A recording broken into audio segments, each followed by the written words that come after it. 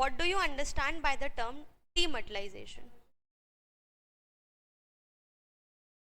A process where a physical shares is converted into electronic form.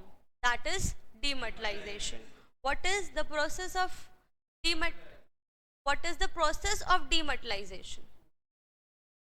What is the process of dematerialization? एक एक करके एक एक step बताएंगे पीछे से.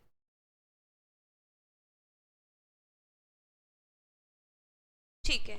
Second, along with share certificate.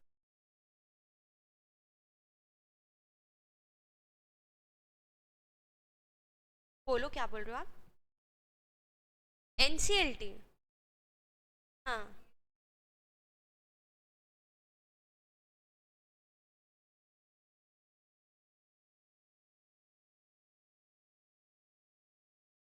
बोलो.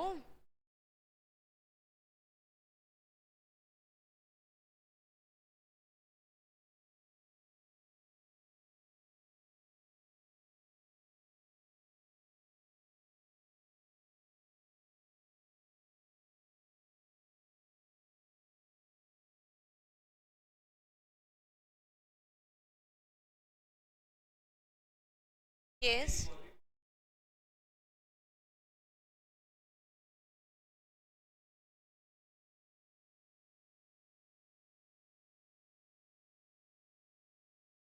सुनना सब अच्छे से.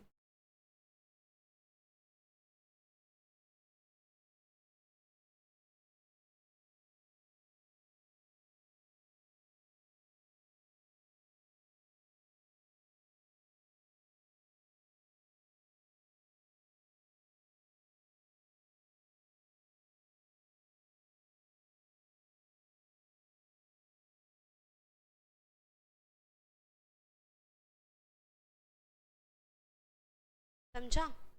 No NCLT. Right. What happens? Simple process of डीमेटलाइजेशन.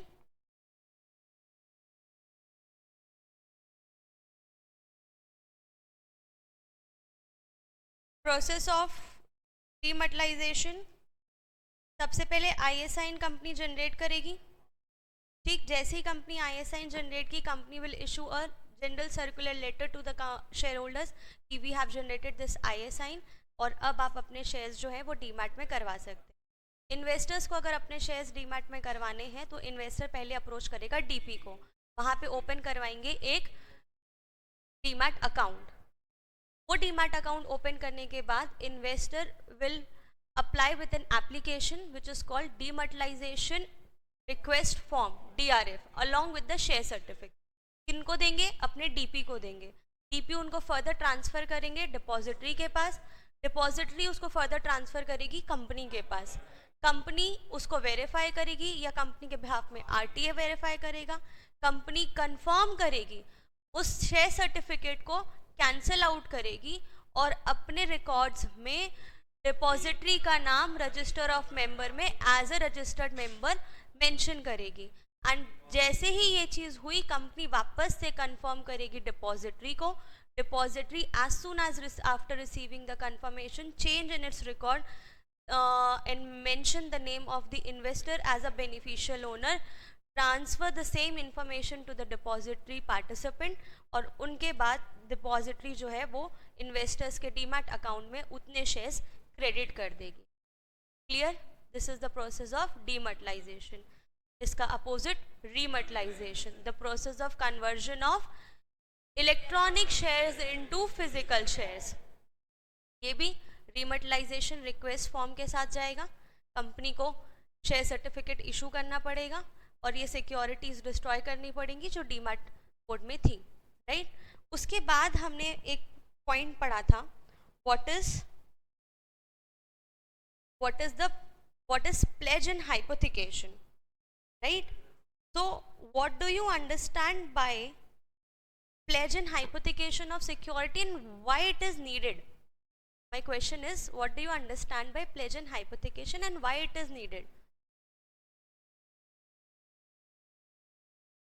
Whenever any person who is in need of a loan, right? तो वो अपने शेयर्स जो उन्होंने एज अ असेट अपने पास रखे हैं उसको यूज कर सकते हैं बैंक को सिक्योरिटी प्रोवाइड करने के लिए, राइट? क्योंकि बैंक फ्री में तो लोन देगी नहीं, बैंक को सिक्योरिटी चाहिए। तो in order to make it as a collateral security, the investor or a person can use the shares held by him or her, right? Now what is the process? अगर कोई share demat mode में है, electronic mode में है, तो obviously उसको हमको pledge create करवाना पड़ेगा। Then what is the process of creation of pledge? सबसे पहले कोई इन्वेस्टर जिसको लोन की ज़रूरत है वो बैंक को अगर अप्रोच करता है और बैंक बोलता है कि प्लीज़ आप अपने असेट्स को एज अ सिक्योरिटी हमारे पास रखो, तो इन्वेस्टर बोलता है कि, या कोई मिस्टर ए बोलता है कि भाई मेरे पास सपोज एक कंपनी के 10,000 शेयर्स हैं, हमारे पास जो है टाटा स्टील्स के सपोज 10,000 शेयर्स हैं मिस्टर ए के पास, ठीक? What mister A will do? Mister A will approach to his DP. किसका डीपी है ये? प्लेजर का डीपी है। Pledger means a person who is taking loan and pledging his securities, right? तो mister A will approach his DP और ये pledge request form भरेंगे। Pledge request form के साथ अपने डीपी को देंगे।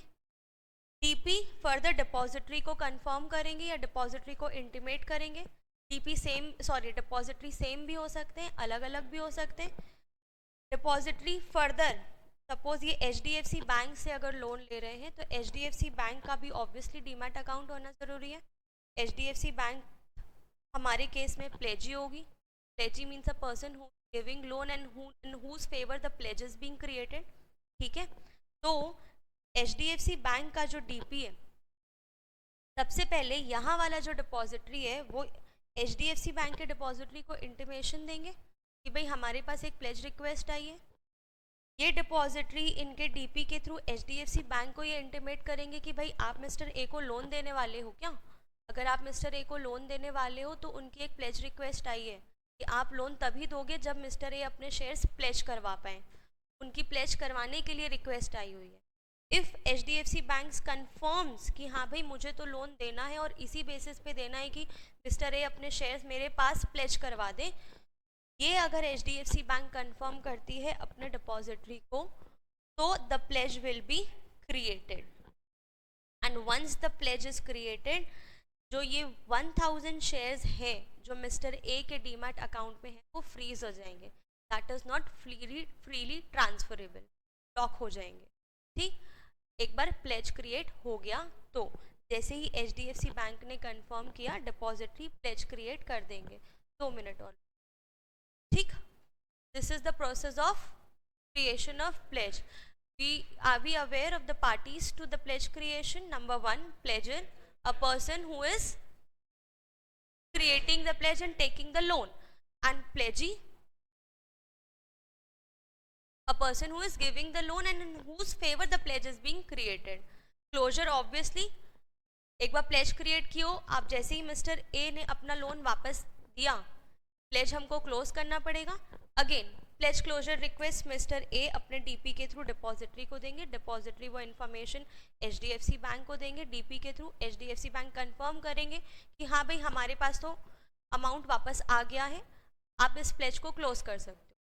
Then the depository will take action for the closure of pledge. और एक बार प्लेज क्लोज हो गया, इट मीन्स इनके शेयर्स जो हैं वो फ्रीली ट्रांसफरेबल हो जाएंगे। Clear? This is pledge creation and pledge closure.